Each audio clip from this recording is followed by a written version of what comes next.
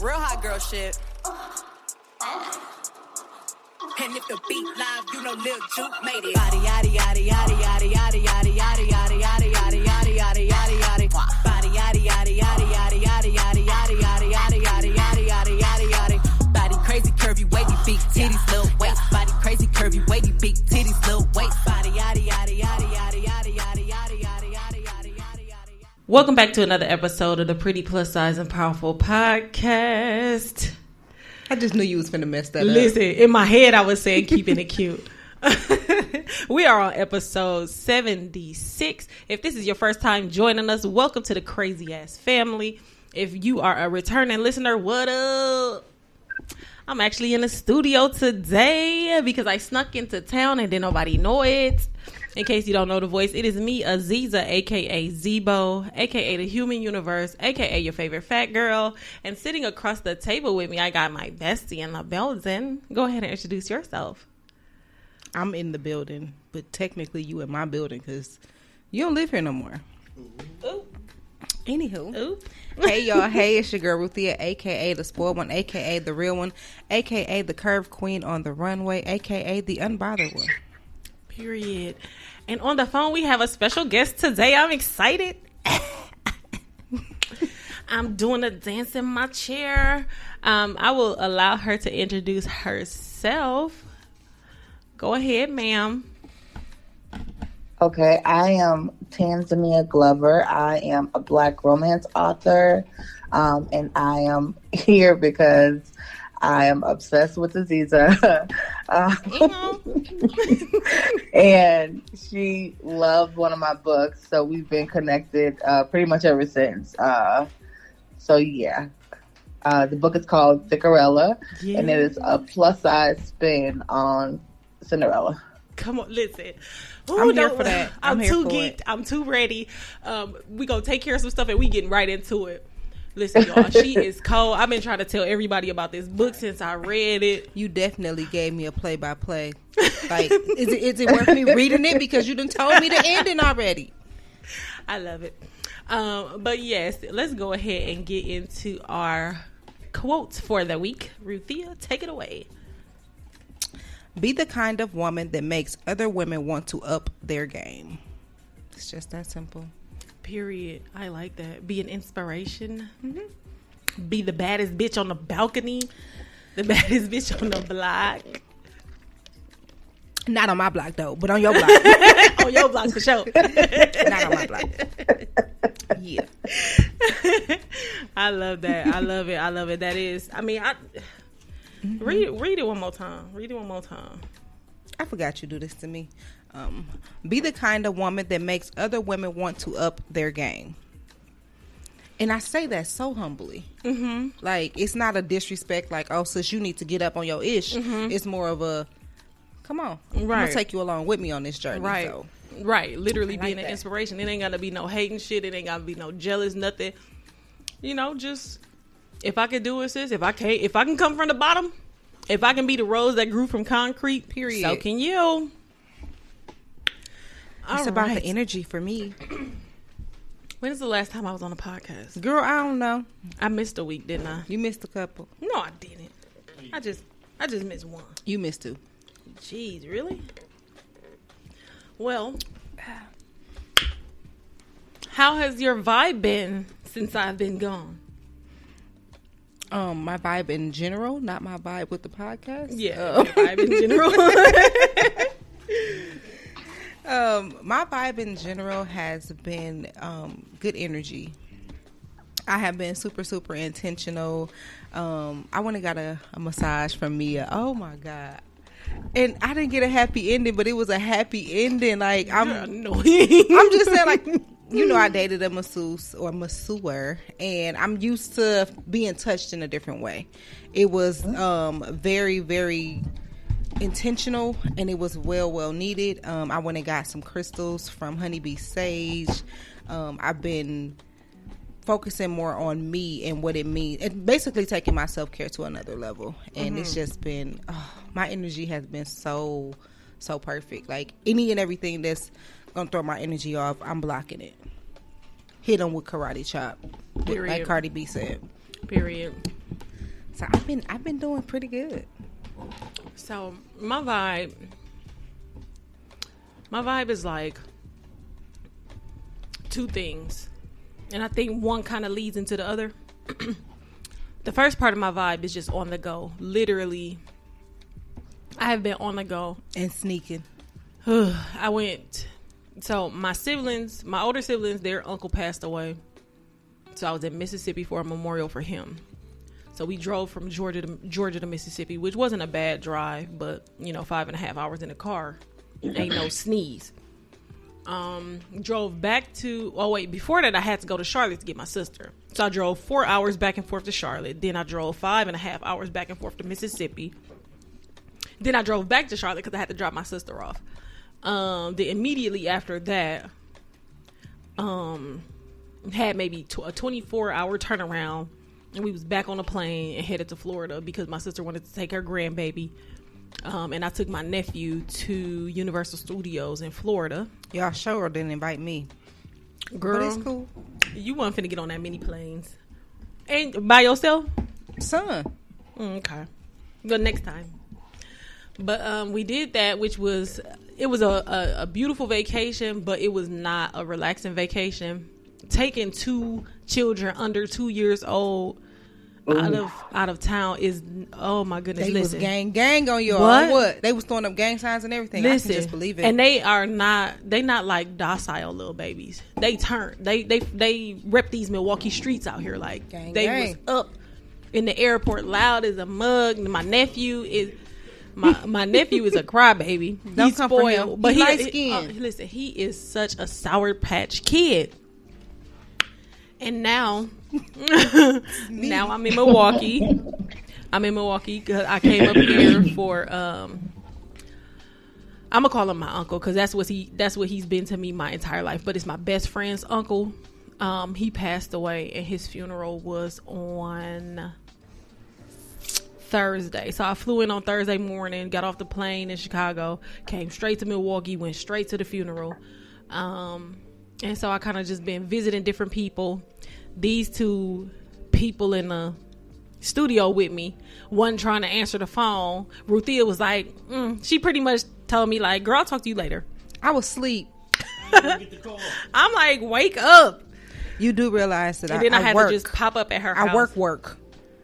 I'm a slave. I know. That's why I wasn't tripping. But now, yeah, I gotta go back home and get back to it. But this morning, I was scrolling Instagram and I saw. So this is the other half of my vibe. Can y'all tell I miss podcasting? I'm talking like a mug. The other half of my vibe is this short little video that I saw by Bishop T.D. Jakes. And he has a book coming out called Don't Drop the Mic. And so this one little clip, the first thing he said is, if God was done with you, you would be dead. I almost dropped my phone. Like, no matter, you know what I'm saying, how you feeling at this point in time, you know what I'm saying, it's just a matter of getting to your season. And when all of the, when what he compared it to was flower, the most beautiful flowers have not even been planted. They just sprout out when the conditions are perfect. So he was saying, there will be a time that when should have been the quote. If I could have quoted it, I would have. But he was just saying, like, when the conditions are good for you, there is something that you need to be contributing to this world. Because if it wasn't, if God was done with you, you would not be here any longer. So, just be patient. Don't drop the mic. Don't say because they expensive. And just keep going. And I was like, yeah, you was talking to me, because when I say y'all, I told y'all on the last podcast that I was on, it's been rough, and it was a point in time where I felt like I needed to quit everything and start over. But no, I'm doing what I'm supposed to be doing. Listen, the Girl Get Up episode was coming from his own daughter, so I follow her, and she go deep. She hit me in my spine, not the back of my head, but my spine. Like, one of them, like, okay, yep, that make your chest. I heard you. Out. So, Miss Tanzania, do you have a vibe this week? Anything that you can think of that describes the week that you might have had or your mood right now? Yes, actually, there's this viral little clip from a rapper. His name is Dear Silas, and it was about how he's not stressing today. And I downloaded the song. I play that song every morning. I played it this morning. It's such a cute song. It's a cute video. His smile is contagious, and it's such a fun, positive song that you have no choice but to just be happy. So it's so far, just the past 2 days, it's been putting me in a great mood. So I recommend everybody take a listen to that song, because you cannot, I'm just still smiling just thinking about it. And I listened to it an hour ago. Perfect. That's what's up. Tell us the name of the song again. Dear Silas, Not Stressing Today. Okay. I saw it on Twitter. It was viral, and I'm just that's the vibe for real. He seems like a cool guy. That is such a vibe. No. I'm not stressing today. Yes. Yes. Literally. Like a choice. No. That's literally been me. Yeah. That's literally been me. I am not stressing. I'm just I'm going to pray, meditate, and release it. Yes. Yes. All right. I wish we had a drum roll, because I'm too excited. So, authoress Tanzania Glover. Yes. Tell us a little bit about you, and how you got to the point where you started to write books for Black women. Okay, y'all gonna laugh at me. Okay, so I'm born and raised in Chicago. Like every millennial Black girl, my aunts and my mom were, reading the Terry McMillan's, Jerry Jerome Dickey stuff, So Yes. of course I was sneaking reading those just like everybody else. Yeah. But for me, my writing start happened for B2K fan fiction. Come on. I felt that. I used to write B2K fan fiction. And people, because I understand it's so funny to laugh at, but those girls were writing good stuff. I always wonder what happened to them. They were 15, 16, 17 writing full books. And I see where I went, so I'm where did they go? I'm sure there is somebody else out there who is writing who's just super ashamed. But I'm gonna tell the truth. I started writing B2K fan fiction when I was 11 years old, and I finished my first book around 14. So I've just been writing ever since. I took a break during college, where I was actually discouraged from writing, but I came back in 2013. And I just felt like the type of books that I wanted to read weren't out there. Mm-hmm. And I realized the mistake that I was trying to find it in the traditionally published section. Mm-hmm. And what I realized was that the Black indie girls have anything you could need. Just as far as representation, what you want, your sweet romance, your erotic romance, your hood romance, whatever you want. Shape, sizes, whatever. So I stopped looking in Barnes and Noble, and I started just finding women who are just like me, who the kind of books that we write, it's not respected, I'll say. Because we have stereotypes on Black people that we only want to see the bad stuff. Mm-hmm. And don't get me wrong, some bad stuff is entertaining to watch sometimes. Right. Some reality, right. It's fun. Love and hip-hop. Whatever. But that's not the totality of who we are. Mm-hmm. So you have to have balance, and we don't have enough balance. So whenever you're doing something that's, I want to say a little too positive because I hit like the erotic side too. Mm-hmm. We can get a little down and dirty too. But like when you have a positive thing to say, sometimes it gets shut out by the rest of the noise. Right.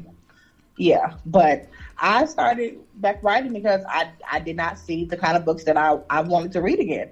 I remember reading books about, like Black love, and of course there was drama because we like we got to read something. Mm-hmm. But it was just more positive. Mm-hmm. So I just wanted to go back there, and I'm so glad that I found a community that was already doing that, and they just like welcome me. Yeah.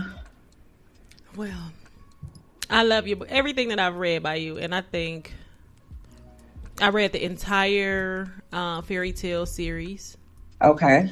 I think I even read I don't know if I got to your book, but the 90s series. Yeah. I started reading those, and I bought all of them.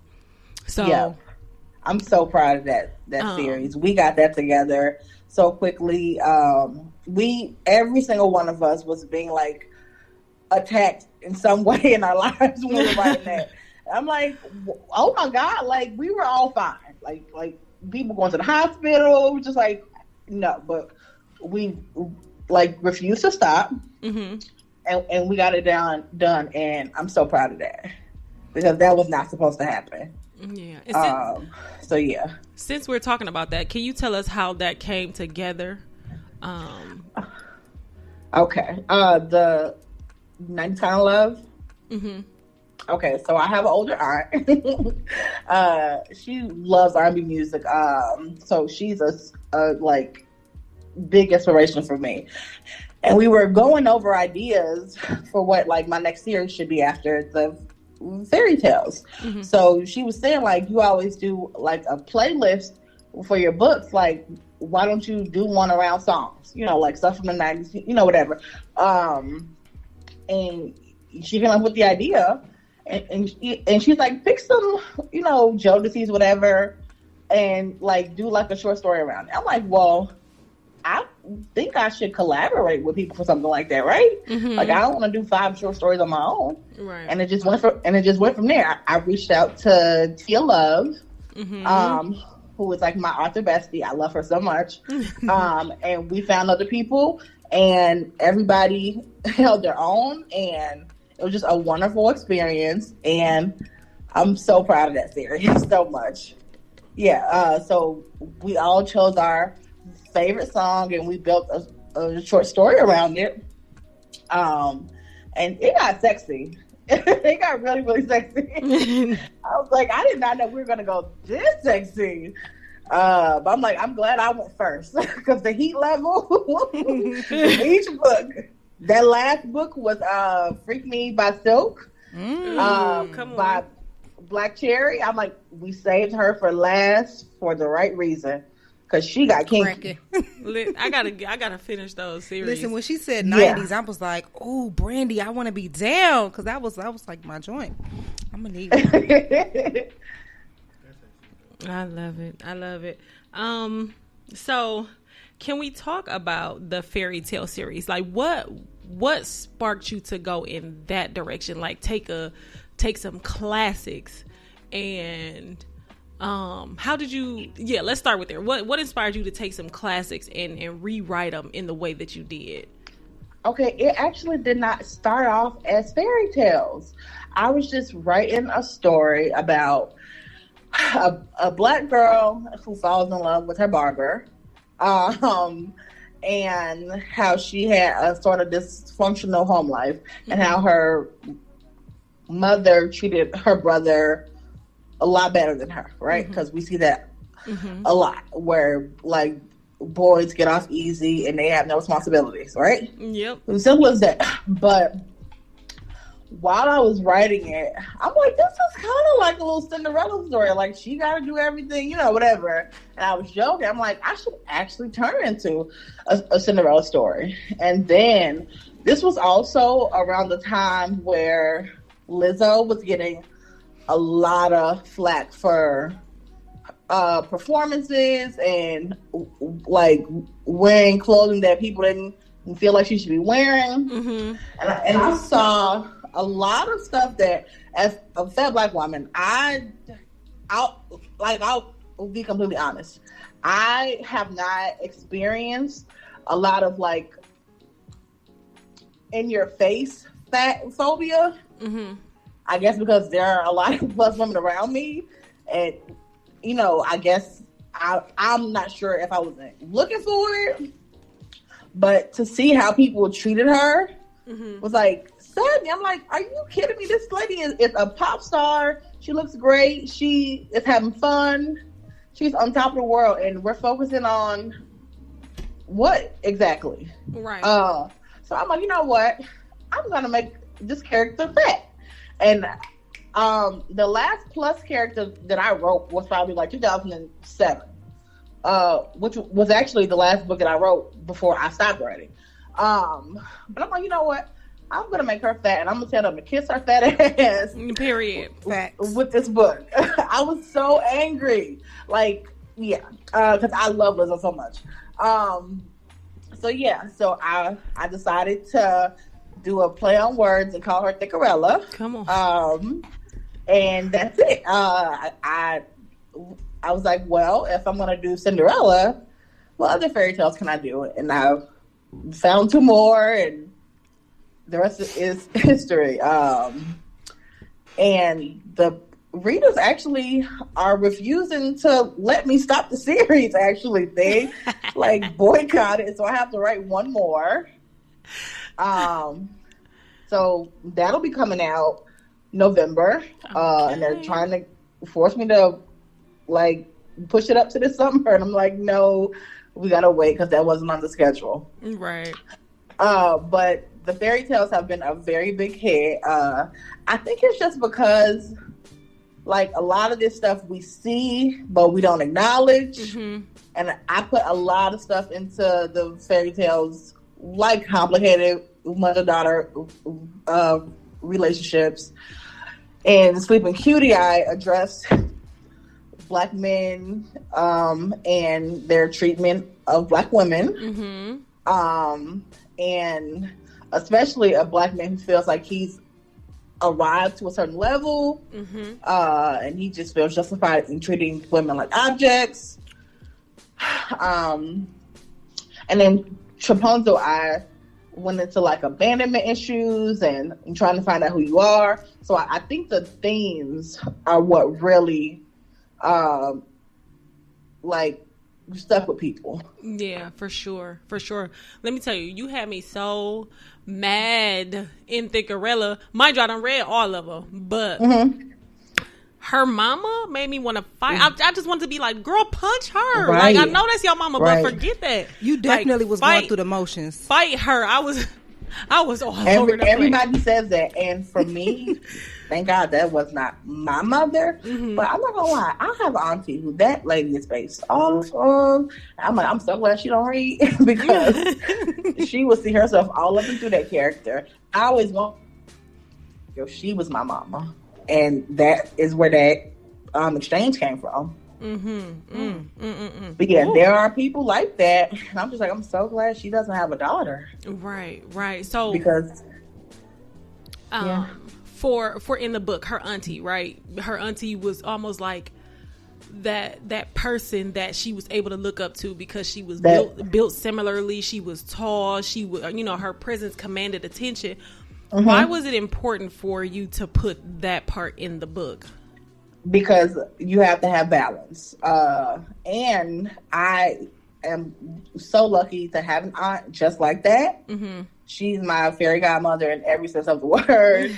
She really did take me to get fitted for a prom dress, just like the character in THICK-arella. She taught me that you're supposed to make clothes fit your body. You're not supposed to do it the other way around. And yeah, I just think it's very important. Like when you show something bad, you also got to show something good. So I wanted to have, because like one thing that really bothers me is that we have older Black women as like villains, and I know a lot of us have unfortunately been hurt by older Black women, but we can't pretend like we have not been loved on by some older Black women too, right? And guided to the right places. And I just wanted to show both sides of that, so I don't want to like invalidate somebody who's like, oh no, well the women in my family were horrible, and then some women are like, no, everybody loved me, So it's just showing both sides of it. I had a little bit of both. Yeah. Yep. That remind me, Ruthie, of your auntie, the one who. Which one? I'm talking about the one who you was pretty much her daughter. Oh. Look, you see, I had a whole attitude like, wait, hold on. Yeah. My auntie Ruthie was definitely my fairy godmother, and she literally was my godmother as well. But she would always tell me like my skin tone was nice, and she poured into me. Like my mother would always be like, "Oh, you're my daughter, and I love you," but my auntie picked things to pour into me. I had older brothers, so I was a little boy. I was trying to flip and jump gates, and I was doing all the boy stuff. And she would always tell me like, you got to be careful as a girl when you get older. You gonna want to show off them legs. She actually told me she was like, you're gonna want to be a model, and I'm like, no, I'm not. I'm dark skinned. I'm fat. I'm not. That's not my life. Aww. And look at me now. Period. Being the curviest one on the runway. But that representation definitely matters. It's so crazy. I'm gonna go off into a tangent just real quick because my mama was the only girl that my grandmother had. Ooh. And my daddy didn't have any sisters either. Well, he had one sister, but she lived far away, and then she passed away. So I've never had an auntie. Like I don't have so any. many. You can have most of them. And my mother was so busy, like trying to make sure that I was being the best person that I could be, that I wasn't being like poured into. So you remember when Vernisha was on there, her mama she would say that her mother always poured into her, but she always poured into her as far as like, you can do anything that you want to do, you can be anything that you want to be, like don't let nothing hold you back. But it was never a matter of like, oh my gosh, you're so pretty, you know what I'm saying? And so I never it was never that I wasn't encouraged. It was just that pretty, just okay, whatever. It wasn't the importance. You know what I'm saying? Like I definitely was taught to be, to have pride in who I am as a Black woman. See, and I think that goes to speak to the experiences that your mother had and what was important for her to pour into you. It might have been what she lacked. But like for me, my mother had other children, and what was important to her was surviving and being strong. So that's what she poured into us. But my aunt, reason why she was my godmother and I'm her namesake is because she was pregnant at the same time as my mom, and she lost her baby. So for me, I was her child, and she needed to pour into me all the things that she felt like she didn't have. No one told her that she was pretty. So it was the experience of the both women that kind of was, shown to me. Yep. And I actually feel very lucky because I had two childless aunts growing up, so they both loved on me. Spoiled. I always feel like I have a spare. But yeah, I was so lucky to have that, and both of them were plus size, so they showed me the ropes early. Come on, like you're a chunky girl, so you got to do this, and then just do what you want to do. So I love that about them. So yeah. So, back to the fairy tale series. The brothers. The Logan brothers. They weren't like the main characters, but they were definitely, I loved how you tie all of it together. How did you come up with that part? Wait, I'm sorry, you were breaking up a little bit when you asked that. I'm sorry. So, the characters, the Logan brothers. Okay. For each of the books, they were like, I don't even know what you call it. I don't think they were the main characters, but they were like the top supporting heroes. Yeah. Yeah. How did you come up with that concept, and what made you decide to make them brothers? And Okay, then well, each of let them- me be 100% honest. That is not like something that just came from me. In the Black indie community, we have so many series. Oh, like these brothers, these cousins, these sisters. So I just took a tried and true concept. I'm not gonna take credit for that. And just put it together with a fairy tale spin. So I had each brother be like a different sort of Prince Charming. We know the Prince Charming and THICK-arella was the true Prince Charming, and his other brothers were trying to catch up because they were lacking in certain areas. But the foundation was their father, because I do try to show positive Black male too. And the father was deceased by the time book 1 started, but the way he raised them stuck with them. And like one brother was like, this lady is really getting on my nerves, but I knew if I even like raise my voice, like he would like step out of his grave and square up with me right now. So let me keep it cute, kind of, because and he was a super misogynist, but like those lessons from the father rang throughout the whole book. So yeah. So like kind of just saying that we need more positive Black men too, to teach younger boys. Right. Yeah. Right. I loved the backstory about their father and how each of them had a different experience, and just the relationship, just like regular sibling stuff. Like, right. I think he's the favorite, and this is why I'm this way, and just like so petty. And he left him the watch, and I wanted to watch, and he left him the records. Like, so petty, but they were like so heartbroken over this stuff, and carried it. And then because their relationships were not that great, so it wasn't just love stories. They had to repair their brotherhood too. Yes. And really, like, when they had to show up for each other was like some of the most heartbreaking moments. I'm a big crybaby, but I cried like a baby writing those scenes for book 2 and 3, where Cam was comforting Chris, and like they were crying, and like he finally realized, like, I'm jealous of him for no reason. Like, I should be trying to be like him, and that's not like you're a simp kind of thing. He's a good man, and I should embrace that. And just like seeing Black men cry and hug, and I just felt like we really needed that. Yeah. Like you said, and like encourage each other to be good men. I love that they could. Like, it was points where you had them beating each other's ass. I'm like, yeah. There had to be that to just show how disconnected they were. But Chris was being very disrespectful to Taylor. He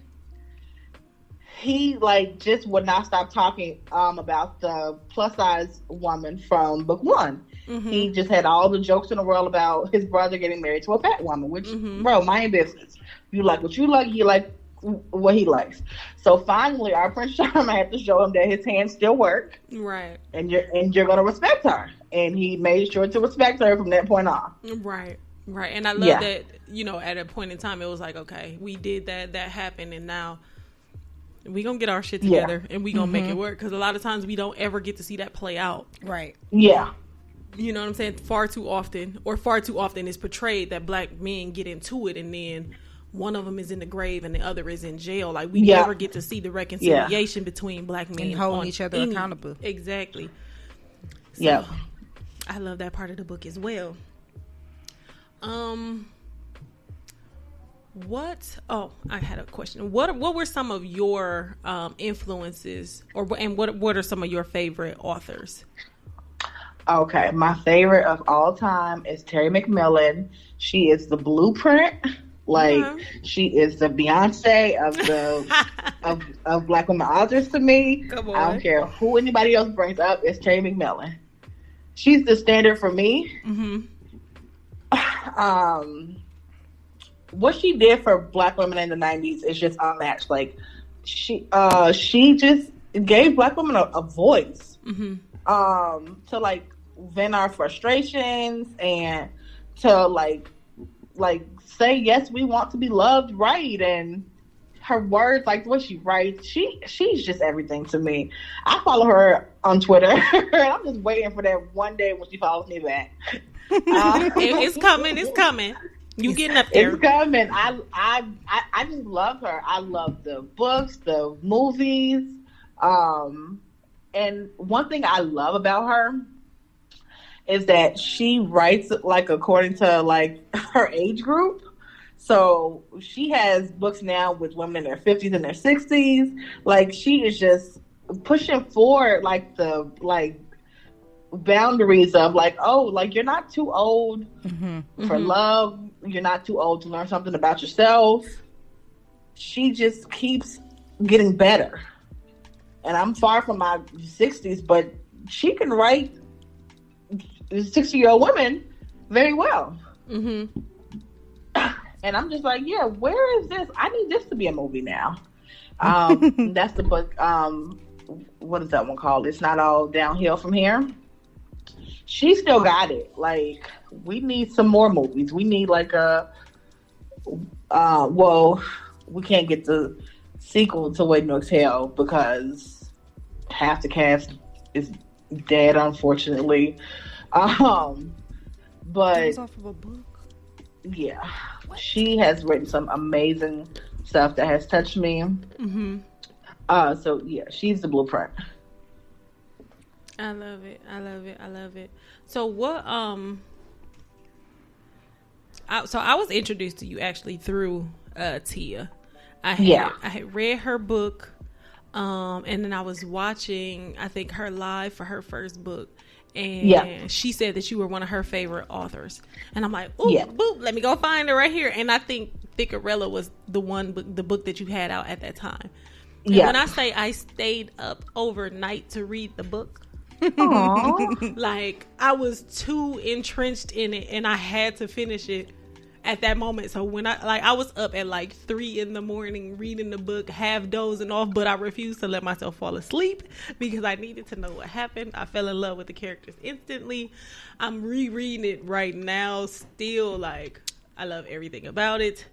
And I finally got a paperback copy. So yeah, I'm borrowing. Thank you. And I need the physical copies. Send me your information, and I'll send it to you too. Awesome. Listen, I need a physical copy because I can't do the phone and the ebooks. It's just, it don't work for me. There are so many people who are like, I don't want to read off the tablet. I don't want to. I need to touch it. And then there are people like, I don't have time to hold this book in my hands, and I have big books, some of them. So they're like, do the audio book. So I'm like, okay, I have it in every format now. Yes.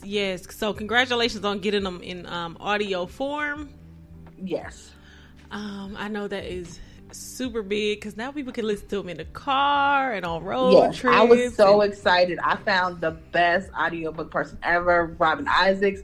She does like everything. She has Russian accents. She can do anything with her voice. I'm so amazed by it. Her guy voice is super realistic. I'm like, okay, who are you? Where did you come from? So I hire her for everything. Yes, and I'm so excited to work with her. What I'm working on right now, I'm like, this is so amazing. But the audiobooks have changed the game. I'm like, people really buy these. I'm just not really into those. I do not like physical books anymore. I have to read on my phone, my tablet, and just probably like 5 years ago, I would have never said that. but I need the convenience now. Mm-hmm. Like I have like 1,000 books on my phone. Yeah, I read them either way. I don't even care. I love them on my phone because then I can take them everywhere. I don't have to worry about it because I'm never gonna forget my phone. So if I don't forget my phone, I'm not forgetting my book. Yeah. But I love, to get into bed and be able to curl up with a book. I'm still that person too. I have such a love-hate relationship. How the books smell? That fresh paper. Yes.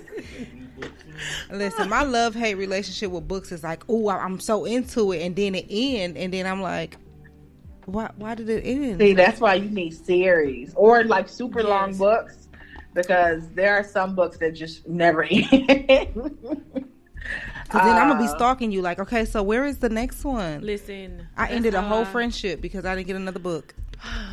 She did, and she is not kidding. Like, she stopped talking to somebody because she didn't write the second part to the book. See, that's the one thing about me. I'm just not gonna stop. I keep saying like, I'm gonna quit. I'm not where I want to be right now. Right?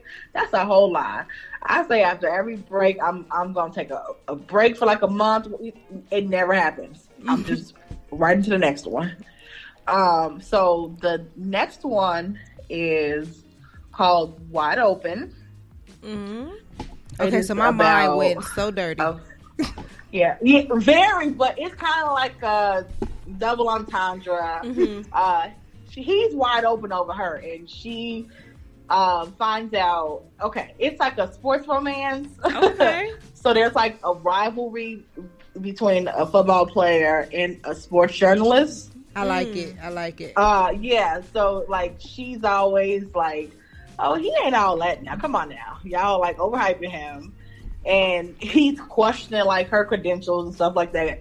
She's way younger than him. So there's like a little age gap too.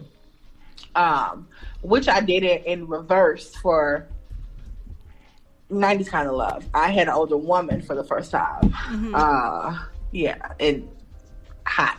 But for this one, it's so cute, and then like we find out their like backstories, and like I just love finding out what makes people tick. So we find out like first page that this lady has a really bad gambling problem. She's in debt to like the wrong people, and we just think, oh, she has an addiction. But there's a bigger problem. We think like he's just a typical cocky football player. Mm-hmm. But we find out, no, he's been like hyping himself up his whole life because he was a foster kid. He has never had anybody there cheering for him at his games. So like that attitude was like for protection. Mm-hmm. But yeah, so it's super sexy too. Like it's not just trauma, whatever. Like I always give a really good backstory, some really good sex, mm-hmm. a lot of fun to like keep everything on, like a certain level. Because mm-hmm. I don't want to read anything too like depressing, but I don't want to read anything that's like super unrealistic and too perfect, and I don't want to read anything that's just too sweet. Yeah. So I need just a pinch of trauma, a dash of fun, and we just gonna like overdose on sexy for my books. So yeah, that sounds like a Tyler Perry the perfect recipe. It's perfect. So okay, I got a couple questions about different things. Okay, shoot. So it's been about 15, 20 years since we had the coldest winter ever. Ooh, okay. People were pressing Sister Soldier about part 2. Yep. I'm still. And she gave us Life After Death. And people were disappointed. Okay. My question is, did you read either part, both parts, and what were your thoughts? Okay.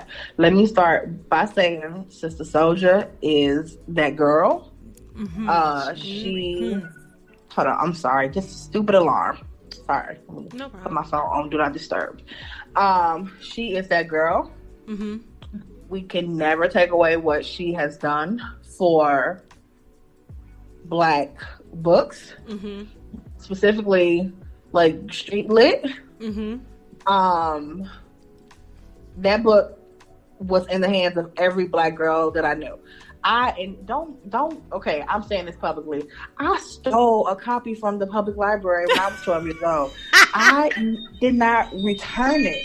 Okay? Oh my God, I'm sorry.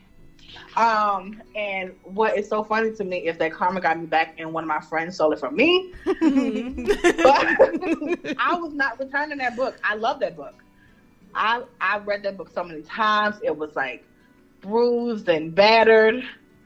So I stand for her, which is why I have decided to not read the second one, because some of the things that I heard, I'm just like, no. I've been screaming free Winter since I was 12, and she's free, and now she's dead.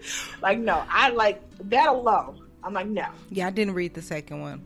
Yeah, I have chose to not. Like, I bought it to support, but this is like the perfect example of sometimes we don't need to follow a book. Yes, it's like the Lion King. You can't. Oh no! Lion King 2 is better than part 1. I will die on that hill. I'm not watching it. I'm not watching Lion King in 1.5. I'm not doing it. Romeo and Juliet was 2 when they had a daughter. Hamlet any day. Okay. I'm not watching. 2 is better. Okay. The music is better. Yeah, I had a crush on Simba. I will die on Don't that. judge me. I have a PowerPoint for you on that one. I have to go back and watch Lion King 2. No. But sequels are not always needed. That's how I felt. Because I bought Life After Death because I had to. It was like, okay, this is my childhood coming back. It was It was nostalgic before I even cracked the book open. Yeah. But I also went back and bought The Coldest Winter Ever through Amazon. And when you read it now, it's I not the reread same. it. And when I read it, I'm like, so this book was complete. The book, to me, the book, when I got to the end, I felt like the book was done at the end of that. You know what I'm saying? I felt like the story was done. Yeah, no, but I get her reasoning as a grown-up. As a 12-year-old, I'm like, okay, Winter is fly. She's doing what she has to do to survive. Like, she's not the best person, obviously, but I was rooting for her because I didn't see Black girls in books, you know, like Black teens. So I'm like, okay, she lost her way, but she's gonna be okay, right? And then when I got to the end and she wasn't okay, I was like traumatized. So I did want a part 2. But now I'm like, yeah, that really was supposed to be a cautionary tale, and I wasn't supposed to be identifying with the girl who was doing the stuff that she was doing. But a lot of us did glorify it, and I'm fine with that because I root for like villains in films and stuff. But I get what Sister Soldier was saying when she.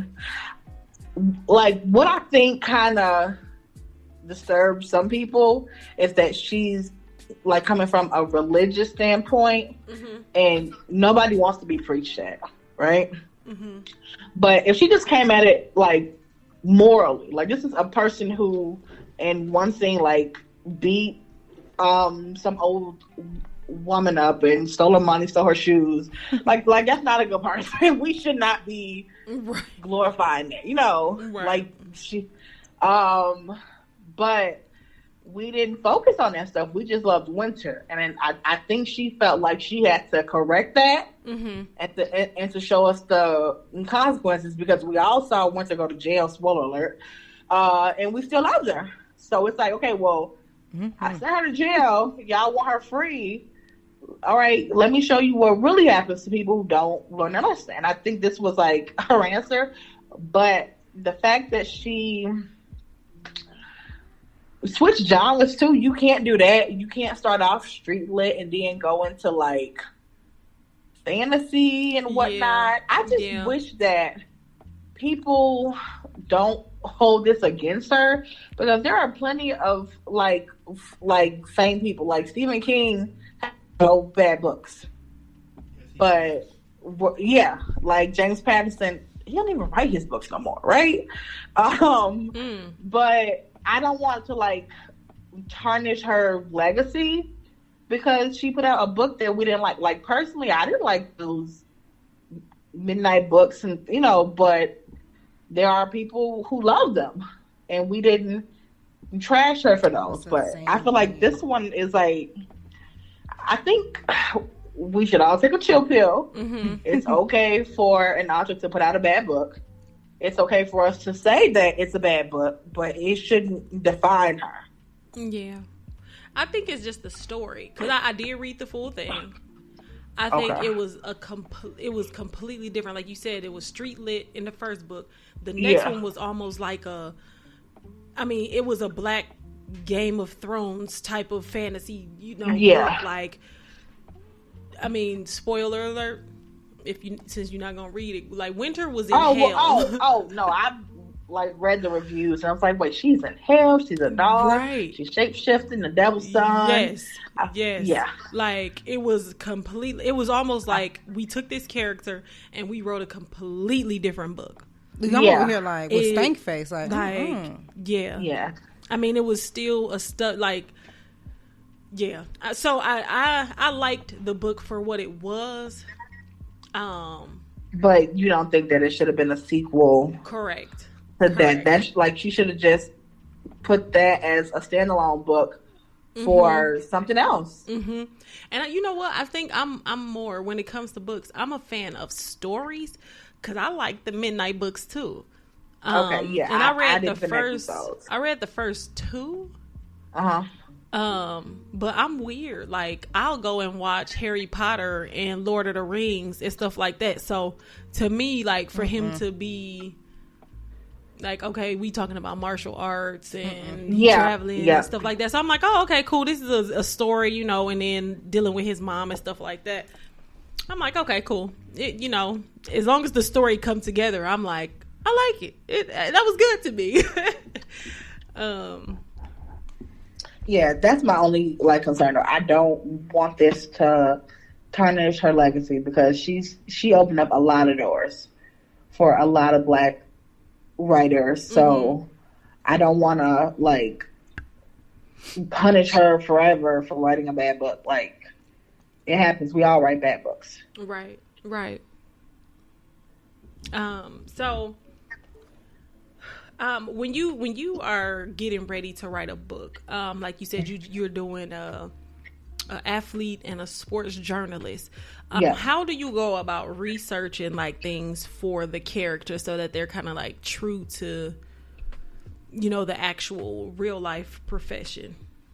Okay, so I don't usually like to say what person I based it on, but I usually have somebody a real life person in mind, and I'll research their life real quick and pull out certain details that are interesting, and sometimes it'll be a composite.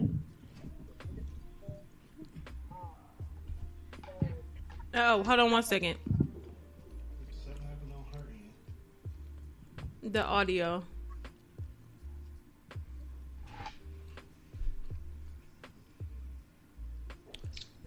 Can you do a mic check?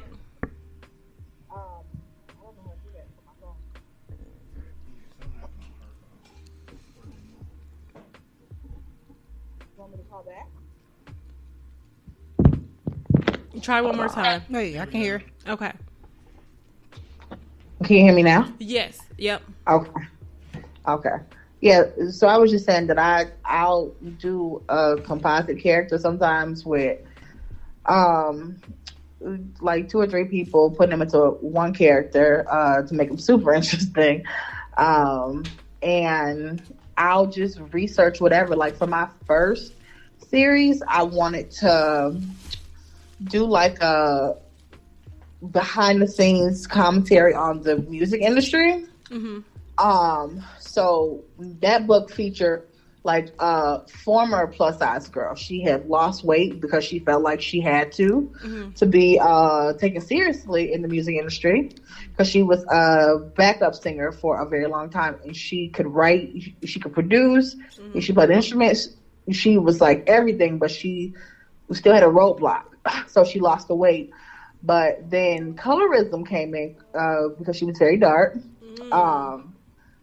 So she just like kept getting hit with these barriers, but she would not give up. And then there's the love story too, of course.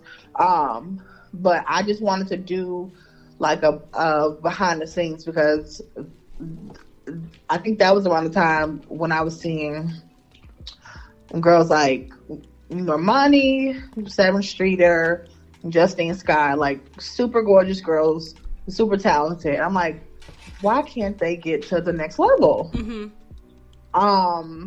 And I'm like, I would say that it's colorism, because let's be honest, you don't have to be very talented these days. No. But like 7th Streeter in particular, I would say like the latter half of Chris Brown's career he owes to her. She wrote and produced a lot of those songs.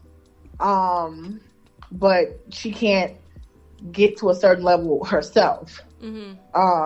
So I just like pull back the curtain on what goes on and like what women have to do in the music industry for that series, the soundtrack series. And I actually have one final book for that series too. But yeah, that is like my baby. I love that book so much, or those books, because there's 3 now. Yeah, so I try to tackle like a different theme for each book. You know, like one book was like redemption and, you know, forgiveness and that kind of thing. But yeah, when I was researching for those books, I just found a lot of like dark stuff in the music industry. And I've always heard about, you know, like how singers have to like sleep with a producer or somebody at the record label like to get ahead. But I was just shocked at like the story. So I'm like, these women are not going to be heard, because like this was pre-Me Too, and we've seen how Me Too has still managed to skip over the Black music industry. And I don't think that's you know, like a coincidence. Black women protect Black men. But just seeing like the things that these girls are subjected to. And it's like, okay, you won't do it, well, somebody else will. And it's like don't you dare like you're not the standard of beauty, and you're saying no. So like she had to work a million times harder. She eventually she's like, okay, well, I'm gonna just get in where I fit in, because I have to do it. You know, she's been working at it for 6 years. Okay, I gotta do it. So like we just see how the industry like breaks people, and it's not always pretty. Yeah. So I said all that to say is that I do a lot of research for these books, and I tell people stories that aren't always comfortable telling their own stories. Like the hero in that book was a Black boy who was molested when he was a young actor and singer. So I researched a favorite singer of mine, and I already knew some stuff, but I gently put it in a book, because he's never going to tell a story. But people need to see how you can like overcome stuff like that. So I wanted to show how both women and men are traumatized by like pretty much just entertainment when you're in Hollywood and the like industry, things are expected of you, and kids are not spared. So it was just behind the scenes on how much stuff goes on, like just pretty much right in front of our eyes. So, with that, do you feel like, because I know you were also talking about, you know, Black indie authors, and I mean, we can even expand that to artists and entertainers and things like that. Do you think it is necessary to cross over, or, I mean, to when you want to say like, or when we think of like somebody as successful, is it necessary that they cross over to like mainstream audiences, which really just means they cross over to white audiences? Or should we start to look at it as enough if when you get to tell, you know, our stories that, you know, relate to us and our experiences, and we reach, you know, the people within our community? What are your thoughts on that? Or how do you feel about like being your measure of success being whether or not you're on those Barnes and Noble shelves? Yeah. Okay. For me, I think like each person has to be honest with themselves about what they really want and what their goal is. Because if you want to be a New York Times bestseller, then being indie, I mean, that's going to be a lot of work, you know. But if that's what you're chasing, if you want to be on these certain lists and whatnot, then you're probably going to have to cross over. But if you're content with your readers being people who look like you, and you are proud of what you write, and you want control over what you write, then I don't think that staying indie would be a problem. Like there's one author in particular who I stand for. She's like the queen of Black indie romance, Christina C. Jones. Now, she's not like a household name, but she is like the top of the top for us. I'm not clocking her pockets, but I've done some estimates. I'm like, sis is getting her money. Okay? She is living well, if my estimates are correct. And I'm sorry if you hear this. So I'm like, I'm not pocket watching. But she is doing great, right? And she's not Terry McMillan, but she is very successful. And she has been working at this since, I want to say, 2013. She has almost 70 books, if she has not hit 70. And the quality is amazing. She has not let up. She writes Black romance, but she also like goes into horror and fantasy. She touches on a little bit of everything. So she is like the standard of like staying true to yourself, doing what you want, and just being consistent. And she's getting paid for it. So she might not be on TV, but she has a comfortable life doing what she loves. So you have to pick, do you want to kind of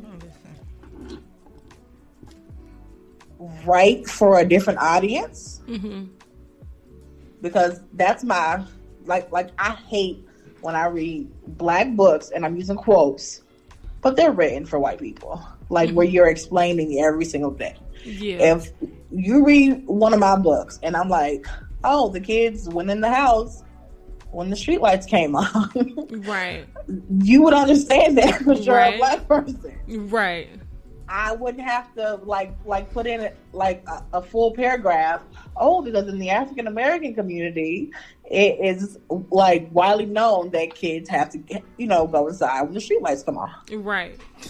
I don't like Black books that aren't for us, and I refuse to ever write those kind of books. So hopefully, I will be on that Christina C. Jones trajectory. Now, I won't say that I would not do a film or TV show for one of my books. Like, that's like my ultimate goal. But I'm with those people who are like, yeah, I don't want to be famous. I still want to go to the mall.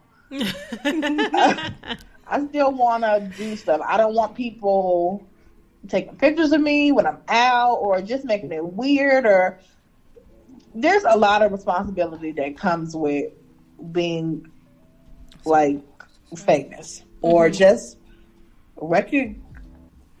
not recognizable. I don't want nobody in my business. Right. I don't want family members with tell-alls and stuff. I don't want that. I just want to be comfortable. And for me, that means staying in this lane. I'll swerve like when it's necessary, but I just want to stay in this lane. I love it. It's like so far so good. I've only been publishing for 3 years now. But I would say I'm going to write for the rest of my life. I just can't stop. Yeah. Because I genuinely love it. So yeah, I just don't see how being consistent and doing what I love would ever leave me unhappy one day. Like I see that as success. So if there are people who want like Twilight books and things like that, like, yeah, you're going to have to cross over. Yeah. But that's not what I want. I would love a little like indie little series, you know, the fairy tales, like, you know, each one. I think that would be cute. It does not have to be some blockbuster. No, I ain't doing none strange for no meeting. Leave my books where they at. Leave them where they at. So, tell us, okay, so for you as an author, right? I can just imagine for someone who writes books and looks at the world, well, in my head, you look at the world as a story. Like, so what is it like on a day-to-day basis for you, like being an author? And you feel crazy. There are voices in your head. I literally rolled over at like 5 this morning, and I'm like, I just thought of the title for this book I'm writing for New Year's Eve.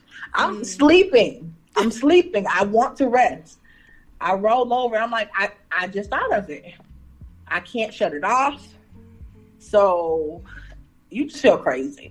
Like you'll be stuck on a certain part. It just come out of nowhere. You have to have a phone, pen and paper somewhere near you, because people think I'm so great, but I'm like, you have characters just speaking to you. Like you'll be watching TV. One line from somebody can spark a complete book. And I always tell Tia that, like, when I read her work, she has like spawned so many ideas for me. Like you can't turn it off, and you're always like being inspired by something. Which is why I always tell people, don't tell me your business, because you're gonna end up in a book, and it's happened. People are like, was that me? Yes, that was you. Yep, that was you. I'm like, I changed the name, but you know that was you. Right. What movie was that in? Where they changed all the characters' names? That was The Best Man. The Best Man. The Best Man. Oh yeah. Yep. Right. Oh yeah. I still wanted to read the book. I would never do that. Listen, that was. So, what would you say to people who are considering maybe starting to write but might be unsure? What would she say to you? No, I'm not doing that. I would say there is an audience for everything. And you might think that, oh, I can't do it. Whatever. Just read a lot, especially in your genre, and you're gonna get the hang of it eventually. Like people say, oh, like you can't be taught to write. Yes, you can. Just like you'll pick up on the beats, like, oh, like, you know, a 3-act, a short story format. Like, I read a lot, so you're gonna pick up on it. I would say, are you sure you want to be like crazy? That's what this is. You're choosing craziness. But I would just say, go into it being like realistic. It's not gonna happen overnight. It's not gonna happen with your first book, probably not your second or third either. Mm-hmm. Just know that you're gonna have to put in a lot of work. But it's very rewarding. I always, like I said, I would just die when somebody told me, you wrote my favorite book, or you're my favorite author. And when it happened, I was like, wait a minute, I'm being punked. But it's such a good feeling, and it just makes it worth it when people connect with your work, because I don't feel like, am I the only one who feels like this or thinks like this, and they'll feel like you're super alone. Mm-hmm. And then you get 100 people. Girl, I feel the exact same way. Right. So you feel less lonely. You feel just like way more connected into the world around you. So it's very rewarding. But you just got to be consistent. Let me give you some snaps. You've been waiting to push a button.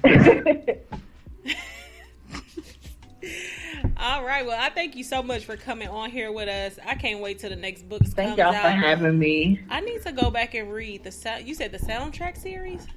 Yeah, that is the long series. That's probably like 1,500 pages, those first 3 books.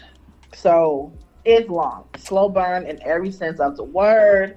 So be like, I have no idea what I was thinking. It literally took me 5 years for that first book. So started at your, I guess if you're just bored, but I have people threatening me to this day over those books because they're like, oh my God, like, why would you get me so attached to these people? I've been, whatever, but it's a very hard read, like, because they go through so much. Mm-hmm. But yeah, those are my longest books. They're probably always going to be my longest books. I'm not writing anything that long ever again.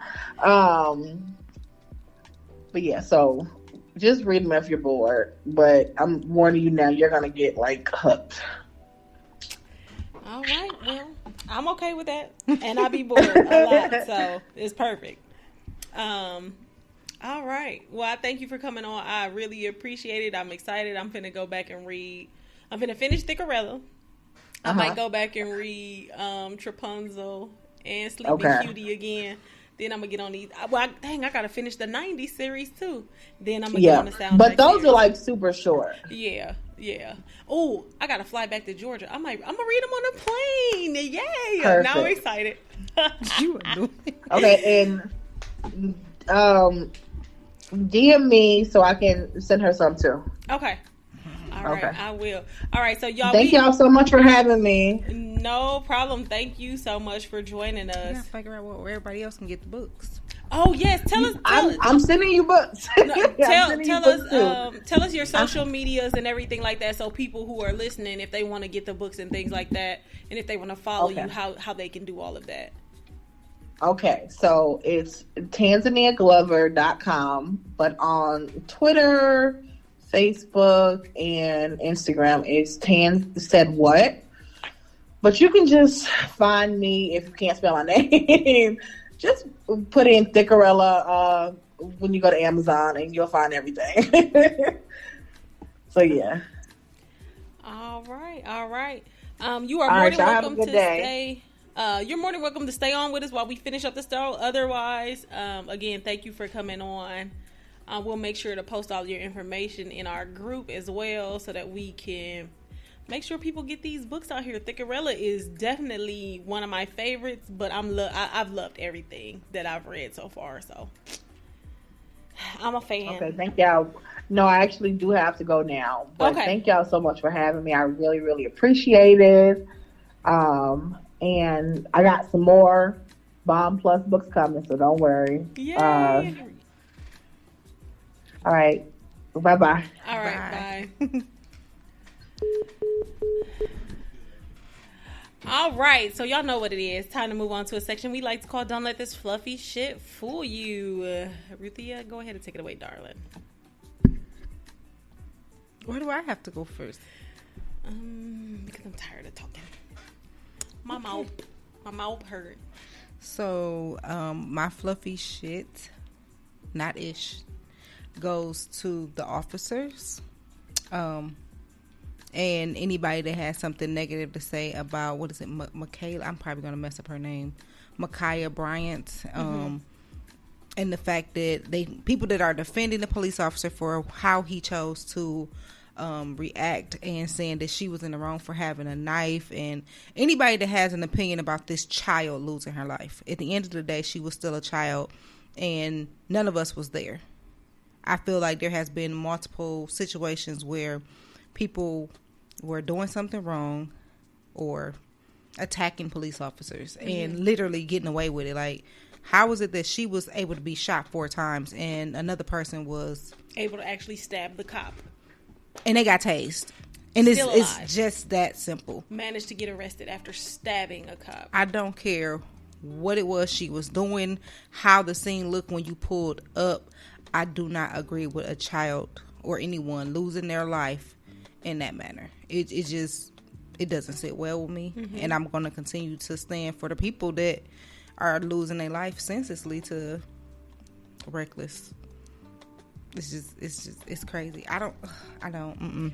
I mean, I'm definitely at the point where it's always been fuck the police, but at this point, like, abolish the police. Like, we don't need them. Like, they've done nothing to, try to rectify, what I'm saying, the differences between people of color. I think somebody said something about just as many white people get killed by cops and things like that. I was talking to my best friend and her daughter, because her social studies teacher is talking to them, and mind you, she in like 6th or 7th grade, talking to them about the things that's going on in the media, and like justifying, trying to justify to these children why these black people are getting killed on. And the man said, Chauvin didn't kneel, he didn't purposely kill George Floyd, and he was kneeling on his shoulder, not his neck. It's not your job to influence what these kids are thinking about. You should be teaching them history and shutting the fuck up. Listen, was it justifiable when that lady decided to shoot that boy instead of tasing him? I thought that was my taser. And she a trainer. First of all, there has been many cops showing that the taser and the gun is on 2 different sides, and the weight clearly is off. I've held a gun, and them motherfuckers is heavy. I'm over the excuses. Like, you know how we be like, if you miss me, just say that. If you hungry, just say that. If you wanted to kill a nigga, just say that. But of course, they have all of these walls and all of these, barriers to make it so that, now we have to decide whether or not this was intentional or whether it was justified and stuff like that. At No, the you end of wanted the to day, kill a nigga, and that's a what life you was did. still taken, and a family is still mourning, and that life cannot be replaced. As a mother, it's getting closer and closer. Like, the young man that was 13 years old that was killed in Chicago, it's like, that could have easily been my son. This little girl, that could have easily been my son. Like, if somebody is trying to jump my son, I'm not ever finna tell him to go in the house and hide. No, go out there and fight one-on-one. Y'all not finna jump him. That could have easily been my child out there being murdered. And that anxiety of even wanting to let him leave the house is scary. You know what's, and I'm not gonna say it's more fucked up, but it's not even as equally as fucked up, but it's still another layer of fucked upness. It's the PTSD of being black is, man, like, because it's happened so much, we start to look at each other and try to decide whether or not that should have happened. You know what I'm saying? Like, we're at a point right now where instead of us just being like, that did not need to, you know what I'm saying? Like, we debate with each other on whether or not a life should have been taken. You know what I'm saying? We don't even value each other's lives. He could have jumped out and tased her. She would have dropped the knife. She was a 15-year-old girl. He could have wrestled her down to the ground if it was that necessary. You know what I'm saying? Like, it's ridiculous that we get into a point, and it's with anybody, with any of them, with any situation. Like, why don't we fuck with each other to the point where our lives are expendable in any situation? Oh, I would have popped his ass too. You know what I'm saying? Like, how often do we hear that? It's so unnecessary. So, yeah, I don't know. I'm over it. I just want to lock son in the house. Girl. I do. I really want to just lock him in the house. Every day that he look at me and he slide that face mask down and I see an extra hair on his chin. I told him I was going to pluck his little facial hair in his sleep. Like, he doesn't look like or sound like a 13-year-old. And it bothers me. Black kids don't get to be children for too long anyways. They don't get to be children. Because I had an actual childhood. Right. He's not having one. Going outside is not a thing. Right. In the topic, we talked about black kids have to be in front of the house or in the house when the street lights came on. Mm-hmm. In these neighborhoods, street lights aren't coming on.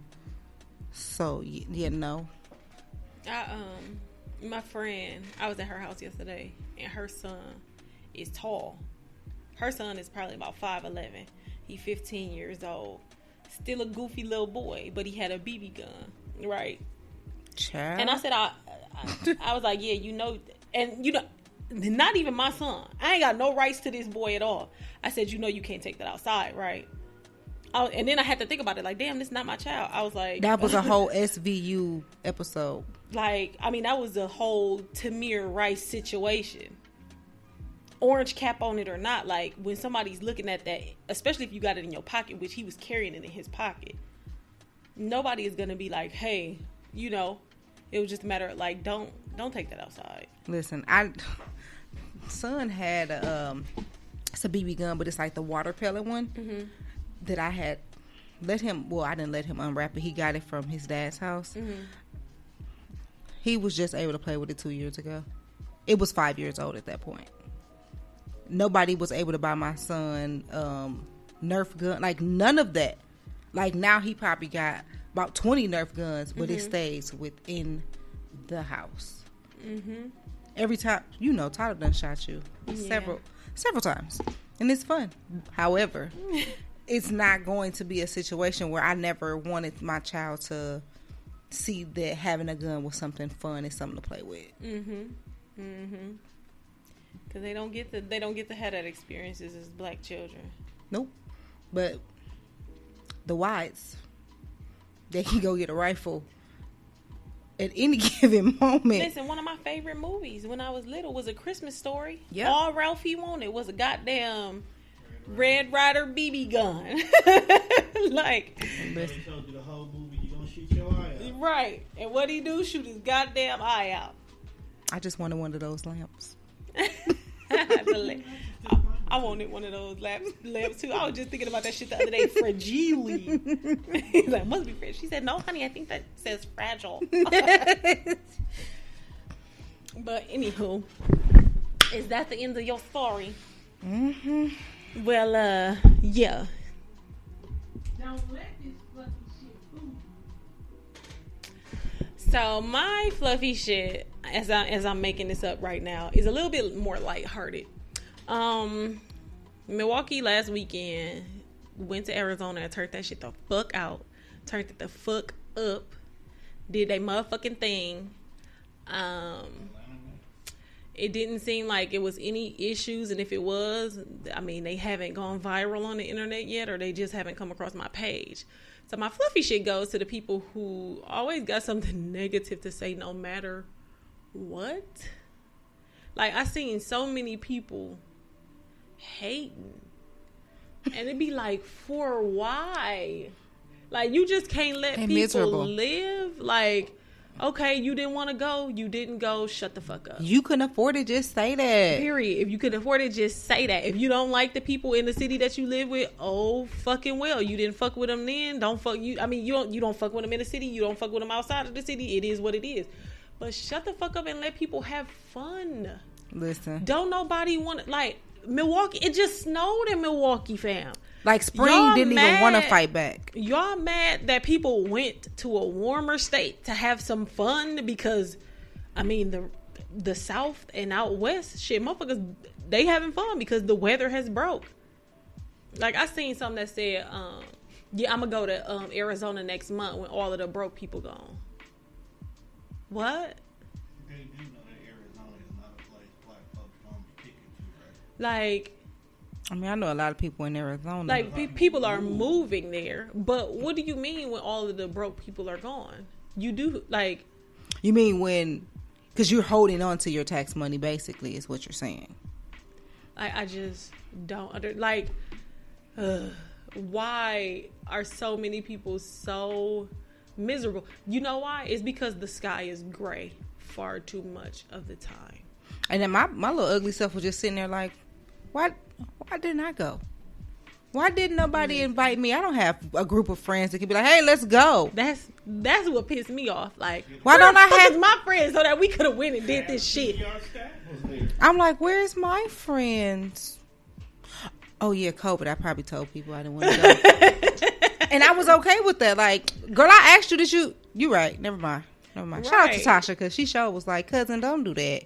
Niggas be super like, oh, yeah. jealous of other people having fun. And I that's was. weird. Like, where y'all get this weird little dick and stank cooch energy from? I definitely had stank cooch energy because I told her I wasn't liking none of her motherfucking pictures. But I inboxed her was like, you was cute, cousin.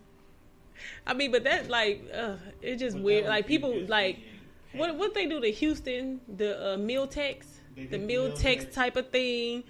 Even when they just did the Atlanta, like people be hating all the time, and it's like, sir, if McDonald's wouldn't let you off, just say that. Okay, if you don't have benefits so that you can get PTO because you still work part time. Matter of fact, you ain't even gotta say it. Just be quiet. I just don't want nobody that went without a mask to come breathe on me. I already almost died. Nobody had masks on. I'm just saying, I almost died already from Listen. COVID and pneumonia. Please don't breathe on me. I accidentally raw dogged some air. I almost had a fucking panic First of all, I didn't know that's where you would go. you raw dog some. We just not gonna bypass that. I did. Listen, we was in Florida.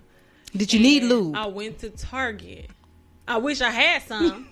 Listen, we went to Target and I don't know what the fuck made me I just got out the car. I put my nephew in the You was being cart, normal. That's and what it's called. You was I'm being just normal. walking, I done walked in the fucking Target and I'm like, cause I'm like buying him clothes and shit. I had to get him some swim trunks and stuff like that. Nobody said nothing to me and I was walking down the aisle and I just froze. Like, nigga, I don't have on a mask. Because you were being normal. Because they're thinking now that since folks are getting the vaccination, it's Let me tell y'all what happened. As soon as I realized that I didn't have a fucking mask on, I felt like my chest was getting tight. I was like, oh my God, I'm anxiety. breathing in the corona right now. Like, I'm dying. I'm about to die. I'm about to kill everybody around me because I forgot my mask. Like, now I'm walking around the store with my shirt pulled up over my nose. I did and that shit. the other day in the gas station. Because of course now my shoulders got to be up because if I put my shoulders down, it's gonna pull the shirt off my face. I did that in the gas station the I other went day. into full blown panic mode. I was walking past people, and anytime somebody walked past, I was like in the shelf, like I was looking real hard at the products. But then I thought about it, like, dude, why the fuck don't children have to wear? Like, cause my 1-year-old nephew and my 1-year-old great Most niece, places do require them to. they don't require babies, not under 2. Oh, the kids in my two. family, they wearing them. I'm not playing with y'all. Like, they haven't had to wear a mask at all. Killed me the first time. But yeah, to all you weirdos with shrimp dick energy and catfish cooch energy, y'all are a special type of weird. So I just got one thing to say to you, and it is Don't let this fucking shit fool you. Fucking creeps. I stopped saying niggas. You said it earlier. When? You definitely said it on the episode. It's cool though. It's cool. If you wanted to kill a nigga, just say that. Oh. That's different. No, I didn't say I was gonna stop. I'm gonna stop calling people niggas on the podcast. My booty cheek itching. So It's the top part, we're though. gonna turn it around. Y'all know we don't leave y'all on a down note. It's the top part. And keeping it cute this week goes to our friend Marie of the Classic Shop. She was just on, let me pull it up on Facebook, y'all. She was just on, or she's gonna be on this series on TV called Project Pitch It. It's a TV show where Wisconsin entrepreneurs pitch dynamic ideas to leading business moguls who advise and challenge them to take their ventures to the next level. Season 5 airs Saturdays at 10:35 p.m. and Sundays at 11:30 a.m. on WISN TV channel 12 on regular TV. Okay. You can learn more at projectpitchit.com. They got David Gruber on here. I believe this is Joanne Sabir on here. And she is one of the owners of the Sherman Phoenix. I sure was finna say who? So yeah, congratulations to Marie for being a part of that. She is definitely doing it big with her brand Classic. I love her creativity. Mm-hmm. I love the stuff that she always puts out. I got so much Classic in my closet. Listen. I could probably have my own fashion show of Classic things with just my stuff.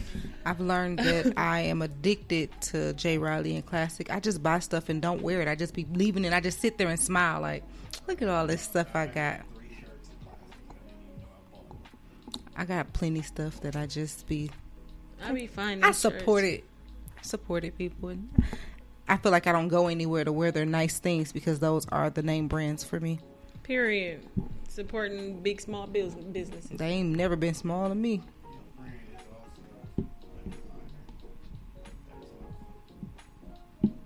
Okay.